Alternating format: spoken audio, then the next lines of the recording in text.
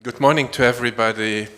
I will speak in English because my English teacher, my Arabic teacher Zaglul, gave up after 2 years, and Hossam didn't want to take over, so I have to do it in English. As my colleague said, UNIA, SCP, Arab Roundtable, a lot of discussions, very important events, but a lot of people afterwards are always using the same questions. So what? What happens afterwards? Resolutions are made, are they being implemented?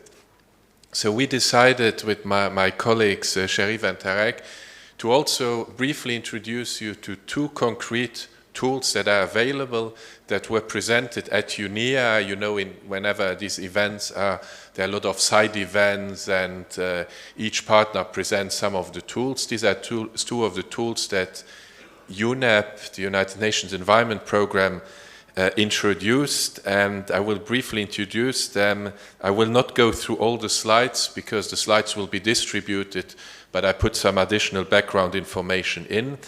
UNIA life cycle approach was mentioned a few times during UNIA, and I know that Ghada gives me the 2 minutes back for the technical issue. What is the life cycle approach? When we talk about sustainable consumption and production, a lot of people still continue to think that it's sustainable consumption or it's sustainable production.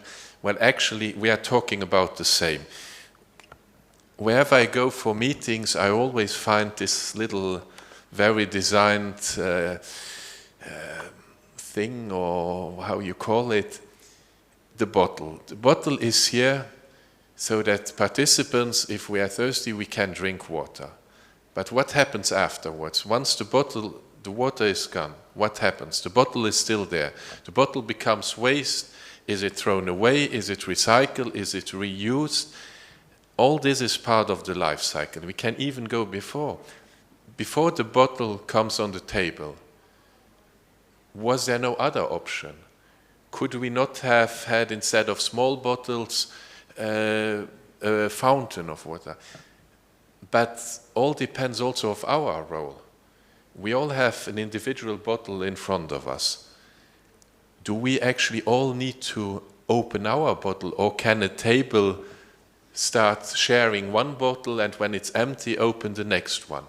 So all of this, you know that in some of the hotels, once there's a coffee break or a lunch break, all the bottles will be replaced because, of course, it's a business. So all of this is part, for me, on sustainable consumption and production. We will talk a lot about what public sector can do. We will talk a lot also about the private sector does.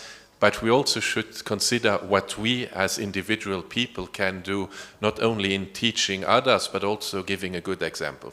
Life cycle was mentioned at UNIA in different events.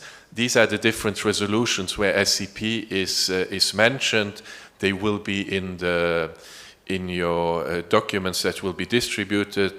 Sherif mentioned them too, so I'm not going through them. The Life Cycle Initiative is a project, a multi-stakeholder partnership that is hosted by UN Environment. A lot of private sector partners are also involved in this. The objective is to bring the life cycle thinking in the mindset of decision makers and also share the practical knowledge. What we did is develop a certain number of tools. I present them here. It's a life cycle thinking, especially one for a general introduction, one for businesses, and the other one is for policymakers. I have this version. It's a 2-minute introduction, which seems not to... Is it possible to show the...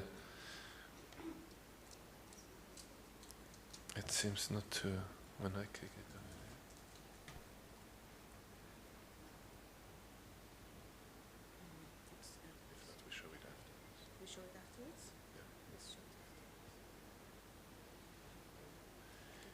It's a two-minute video, and we will show it when the next session before it starts. This is a training that was developed. It's available in English, Spanish. We also translated the introduction in French and Arabic with the support of the SCP-HAT program that you will find out more later, because what you all know, a lot of documents, a lot of UN documents that are produced, it often stops with English and Spanish. French one is not always, and especially Arabic, and in the SCP-HAT meetings we often had discussions where mostly Maysoon and Zaglul were also saying, but if you want to talk to consumers, if you want to talk to people, if you want to talk to children, to students, to make them change their mindset, you have to speak the language that they understand.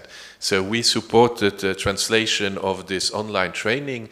With Tarek and Sharif, we will discuss of how to share this larger, maybe also do some kind of event to get people following this training. It's a free online training, and if there's enough interest, we can also see if the other two trainings, if we should also translate them. This was for the online training. The second tool is what is called SCP Hotspot Analysis Tool. It's called SCP-HAT. Tarek mentioned already the data that he showed. He showed the example from Lebanon, came out of this tool that was showcased at UNIA.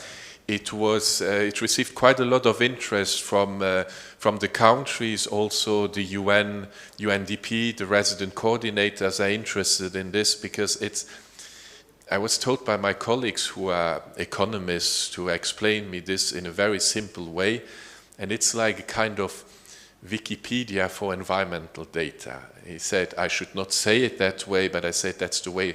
It's very easy for me to understand it, and for a lot of people in the meeting too. So this is the One Planet Network, the 10WFP, the International Resource Panel, and the Life Cycle Initiative, all three initiatives hosted by UN Environment. They developed this hotspot analysis. It gives, it's an online free of charge document. Currently it has 171 country data in. The data is used from, I have it on the next slide, the data sources. Some of you probably know the different sources that are there. It's among others World Bank, it's ILO, it's International Resource Panel, it's UNDP. So the data, it collects all the data that is available. I was told it goes from 1990 to 2015. And based on this data, you can introduce, for example, you can look what are in Jordan the resource, the raw material use, what are the mineral resource scarcities. So this kind of information you can get. It's how shall I say this? It's a basic tool. It shows the situation. It doesn't give solutions, but it's a tool that is actually needed, because we are working more and more. There's a need to have, especially when you work on environment, scientific-based arguments. Also for policymakers, this is quite important. This is how the tool looks like. We can maybe try to also show it later on an online version. You have the country profiles, you have the SCP hotspot analysis, and you have national data system.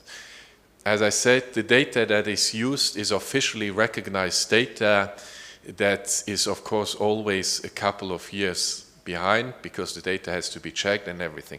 There's also a possibility for a country who says, or an organization who says, we have data that is available, we want to go through this exercise using our own data. So that's what is the national data system will show. Country profile, so you can have the snapshot of your performances and decoupling trends. And again, the slide that Tarek showed with the diagrams was from this model. Hotspots identification, you can see in Egypt what are the hotspots, what are the potential areas also to to improve the water use or energy use, and then you have the national data system, as I said, where you can introduce your information. It's free of charge, accessible online. If you need more information or more details, you contact any of us. We share it with our colleagues. And again, if there's a real interest in the region for this, we can also see as UNAP with our colleagues from S.2, League of Arab States, of course, if there's a need to present this in more detail, in a different format, to organize trainings. But I was told it's something it's quite easy for everybody to go through it. So I think I was quite on time, and I can say a shukran. That's what I know.